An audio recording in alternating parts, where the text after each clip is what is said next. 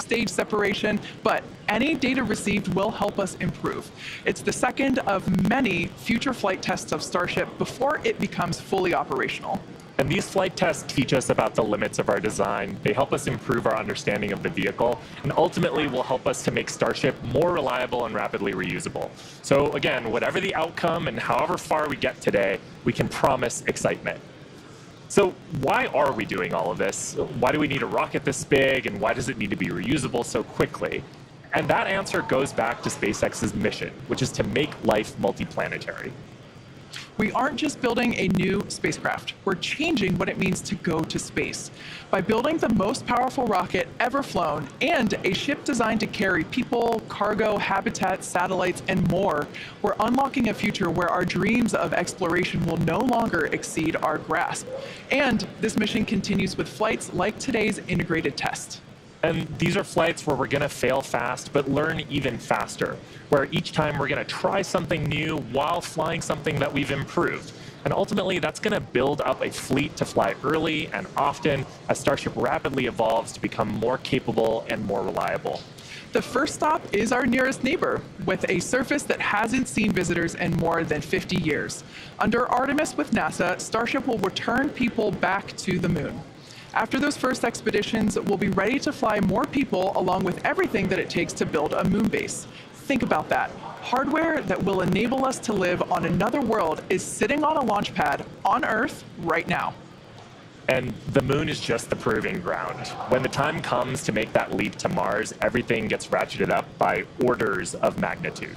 The logistics of supporting an entire city on Mars are daunting, requiring millions of pounds of cargo flown from Earth spread out over thousands of launches.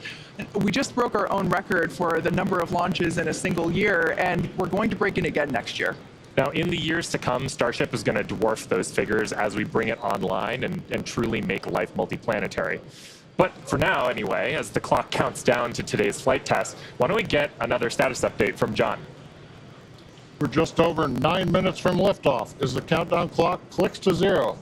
Good news is, teams aren't working any significant issues on the launch vehicle right now. Propellant loading is continuing on both the Super Heavy and the ship stages. Most recently, we began loading LOX and methane fuel into the header tanks on the Starship.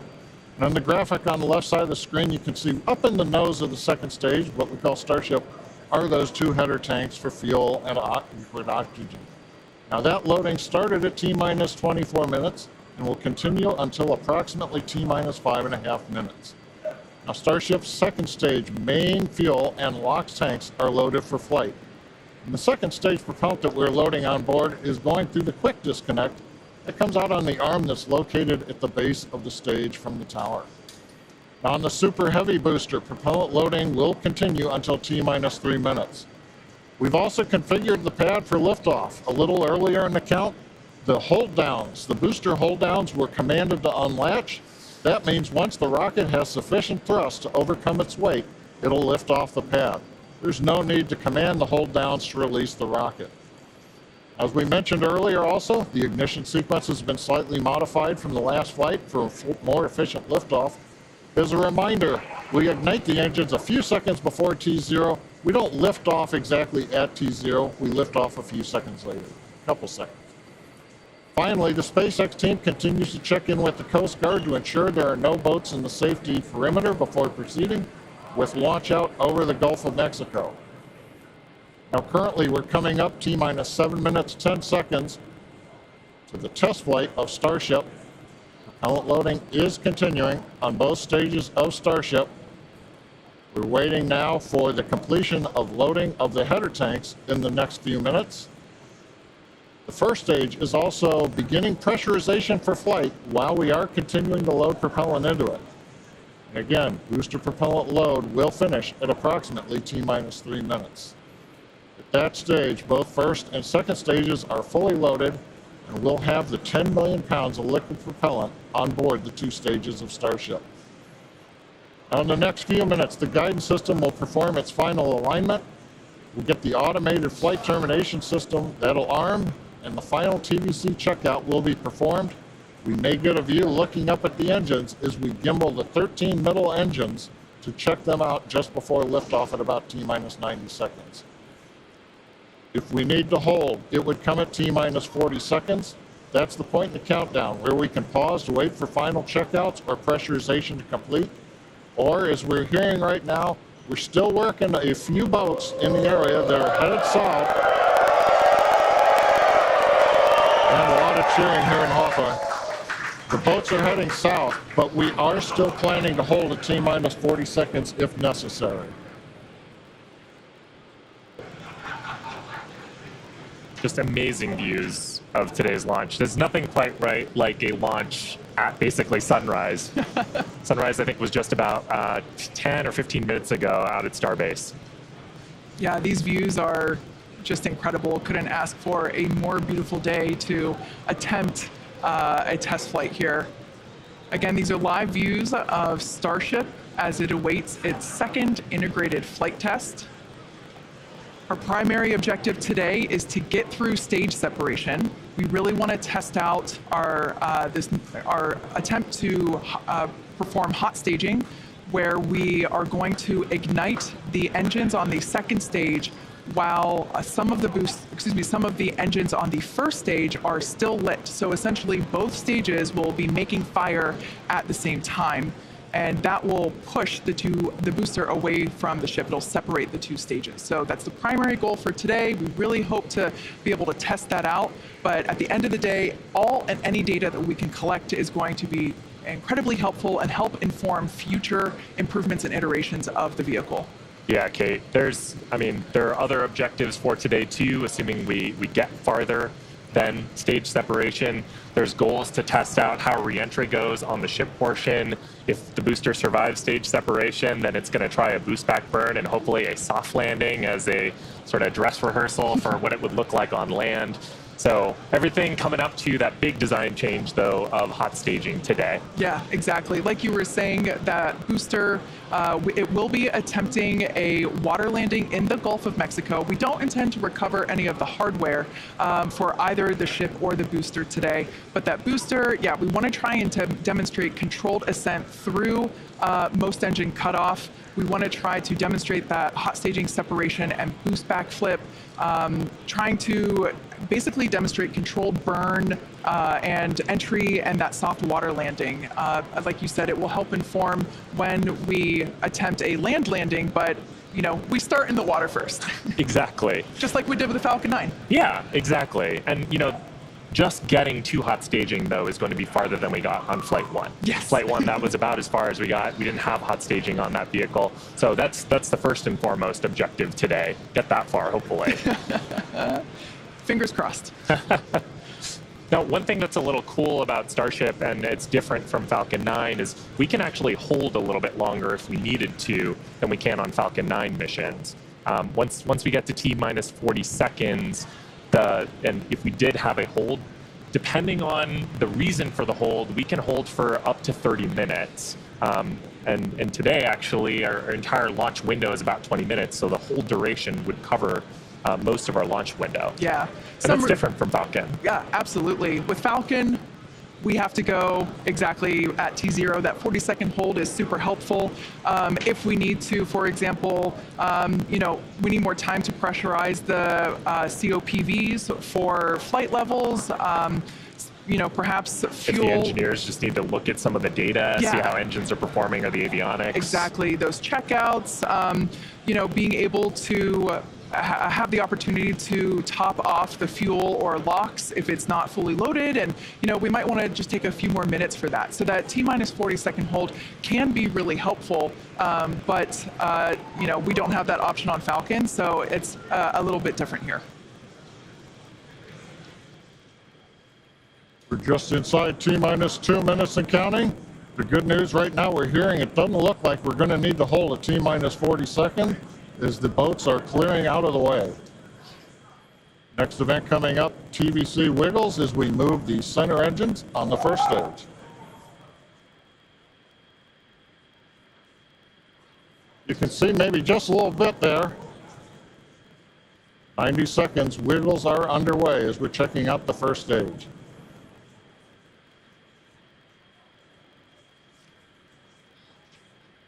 PVC checks are complete.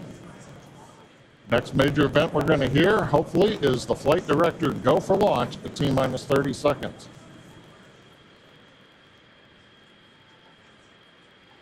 As we're coming up on T-minus 1 minute, when we get to T-minus 40 seconds, we'll just listen in. Last time, as you recall, we did hold at 40 seconds, but it took a few seconds for the clock to recover, so we're going to watch that. And as we press to T0, we're going to watch and listen to the second test flight of Starship.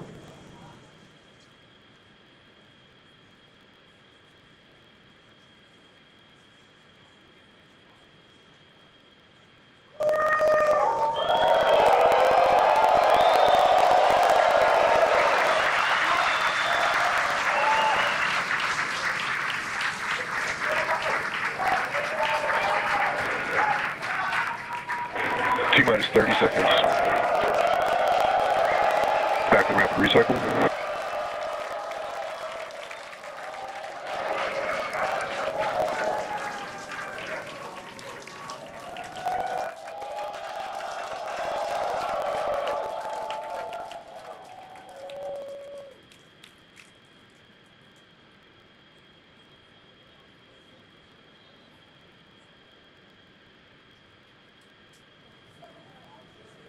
Back at Hawthorne, we're at T-minus 40 seconds in holding.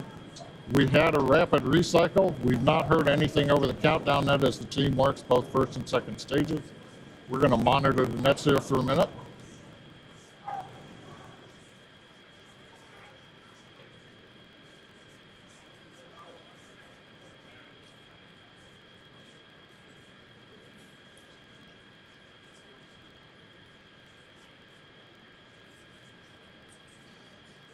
Got a little bit of an update. We're continuing to hold at T-minus 40 seconds. This is the normal hold point for Starship, as we talked earlier. Sounds like we're working just late pressurization on, I believe, the second stage. Team is working it. All the other systems are on hold right now at 40 seconds. We can hold here for about 15 minutes or so before we would run out of window for this morning. So right now they're working on filling pressure vessels, and ideally we'll be able to solve this and come back and release the clock at T-minus 40 seconds. We're going to continue to listen and monitor for another few minutes.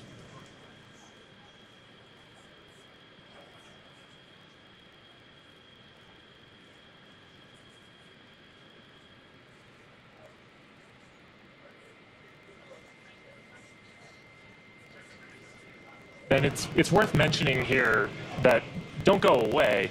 We are holding at T-minus 40 seconds, but once the teams have resolved and see the data that they want to see, the clock can restart straight away, and it'll start ticking down from T-minus 40 again, all towards liftoff. Yeah, exactly. Now, while we do have the ability to hold for up to 30 minutes, we only have a 20-minute launch window, so don't go away, don't change the channel, and just like Shiva said, we can restart that clock, and there it is. And there it goes. Clock is rolling. T-minus 30 seconds.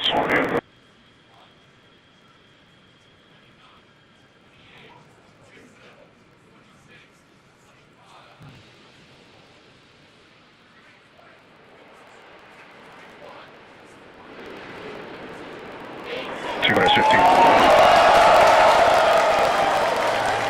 10, 9, 8, 7, 6, 5, 4, 3, 2, 1.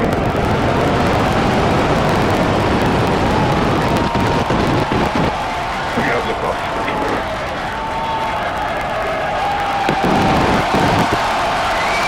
Vehicle pitching downrange.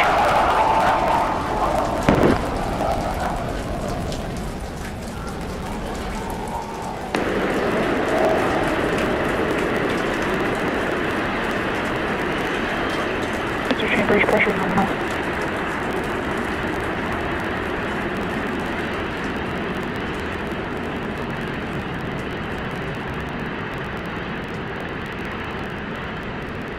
We are T-plus 40 seconds into the flight of Starship. 33 Raptor engines Acquisition powering the booster first range stage. power and telemetry nominal. We've heard power and telemetry nominal call out. We're heading downrange over the Gulf of Mexico.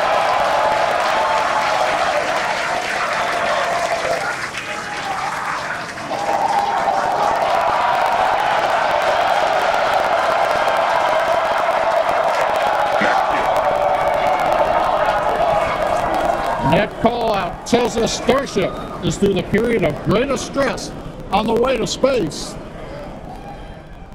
Now the next major event is hot staging in just over 90 seconds from now. To get ready, the booster will shut down all but 3 of the Raptor engines. Flames holding the 2 stages together will release, and the Starship's second stage will ignite its engines. Starship will then separate from the Super Heavy booster and head to space.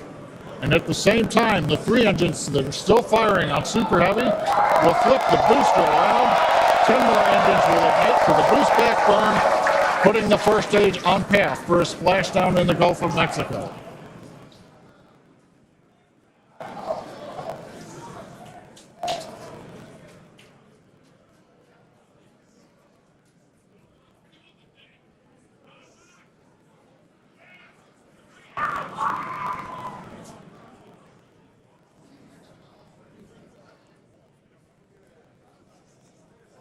Engine power continues to look nominal on 33 Raptor engines. We're about to shut down the first stage and perform staging. Let's watch and listen.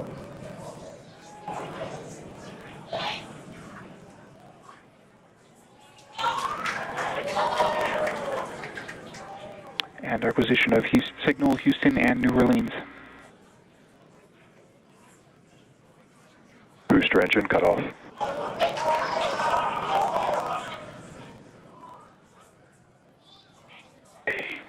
Stage separation. Boost back startup. Ship completed.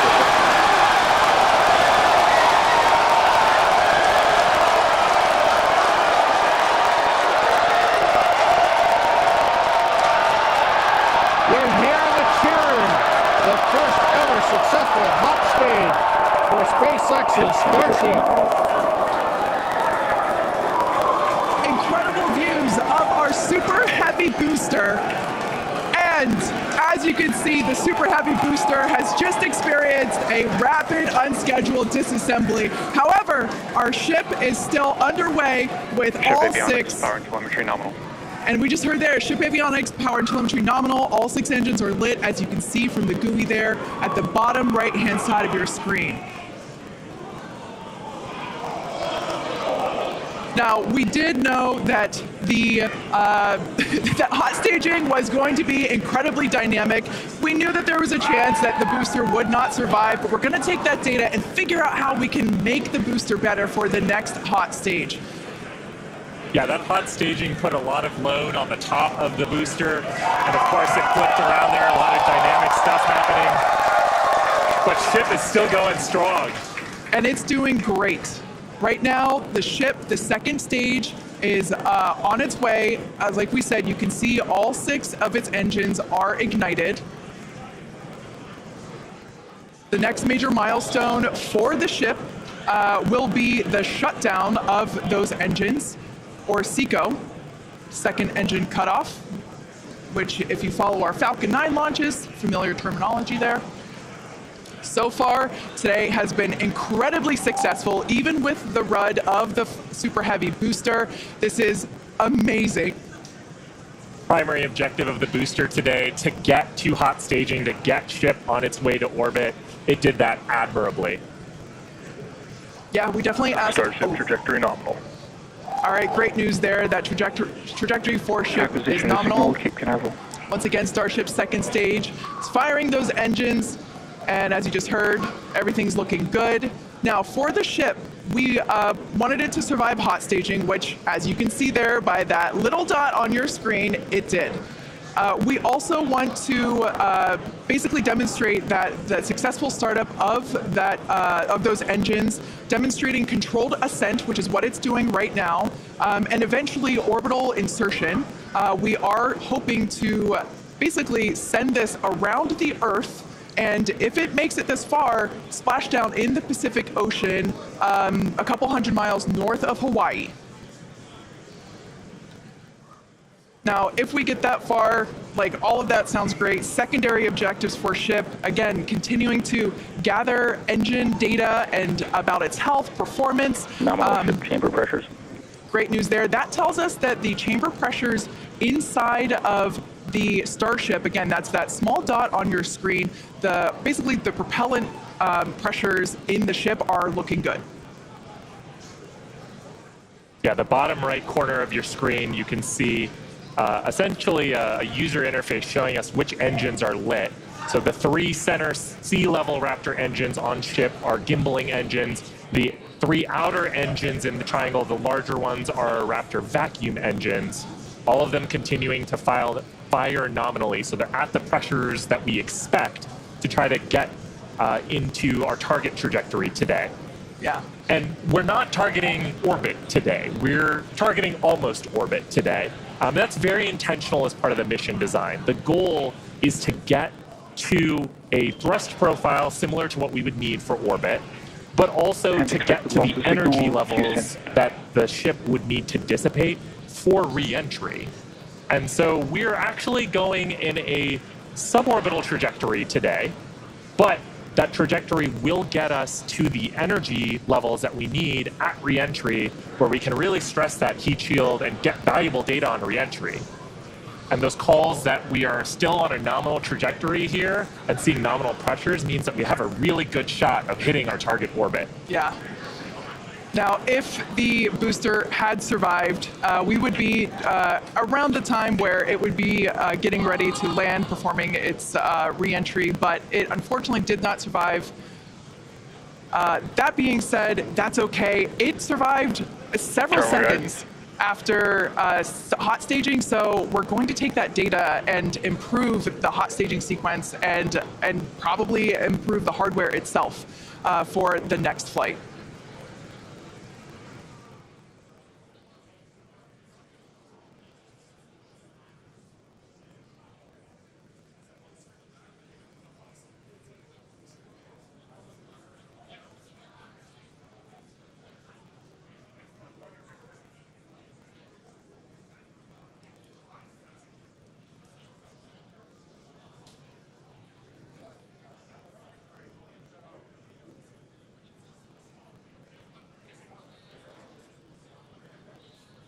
They're standing by for a call out here.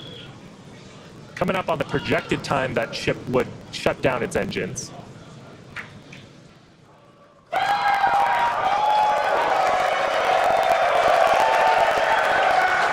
you can tell by the excitement from the crowd here at Mission Control Center in Hawthorne, there's a great view of our Star Command Center. That's our control center at Starbase, Texas.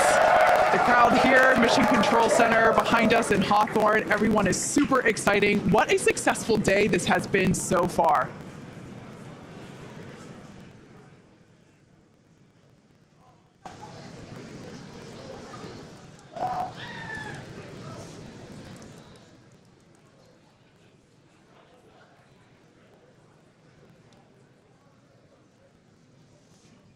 And I mean, up to this point, major successful milestones through hot staging, which was the big objective today.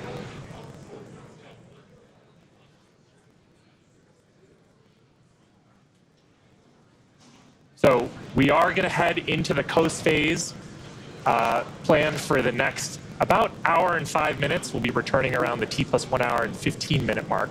And that's while we're waiting for Starship to continue on to its next step for re-entry. We're not totally sure what video we're going to get, and that video comes normally by overflying ground stations, but we don't have a ton along our flight path. So fingers crossed that we will get some via Starlink on this mission since we're testing that out.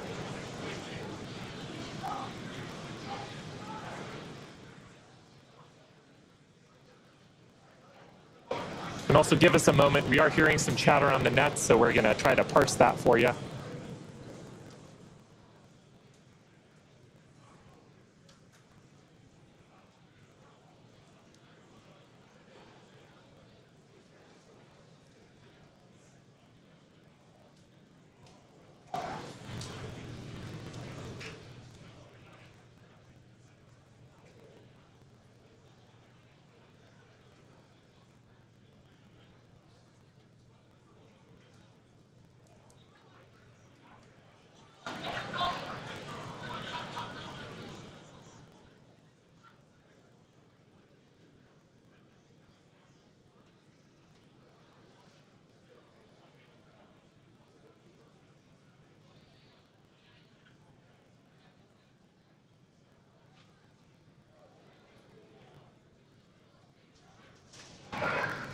John Innsbrucker back here in Hawthorne at our webcast desk. We have lost the data from the second stage. We had heard a call out that we were internal guidance, which means we were getting near the end of the approximately 6-minute burn of Starship, but we haven't gotten any more data since then, so we think we may have lost the second stage, so we would not be into coast phase. We wouldn't be able to come back in an hour or so and possibly get ready for reentry. However, what we do know right now is we had an on-time launch at 7 o'clock. We got through the boats. First stage looked beautiful with 33 Raptor engines firing. We got the hot staging, you know, the thing that we really wanted to see and impressed. We saw the separation, we saw the flip maneuver, we saw the light up of the 6 Raptor engines on Starship, and it headed away. Everything really looked good. But what we do believe right now is that the automated flight termination system on second stage appears to have triggered very late in the burn as we were headed downrange out over the Gulf of Mexico. But the real topping on the cake today, that successful liftoff, Kate, Shiva, the hot staging is just beautiful. Exactly what we were looking for. Yeah, ultimately, honestly, such an incredibly successful day. Even though we did have a RUD, or a rapid unscheduled disassembly, of both the Super Heavy booster and the ship, that's great. We got so much data, and that will all help us to improve for our next flight. Of course, and that's why we flight test, and you can bet that there's going to be more to come. So we really do want to thank you all for joining us. Of course, we want to thank the people of Cameron County. We want to thank all the federal agencies that have supported us for our test, and of course, a huge congratulations to the entire SpaceX team on getting through this flight test today. And I think with that, we're going to sign off from here in Hawthorne. Thanks so much for tuning in, and we'll see you next time.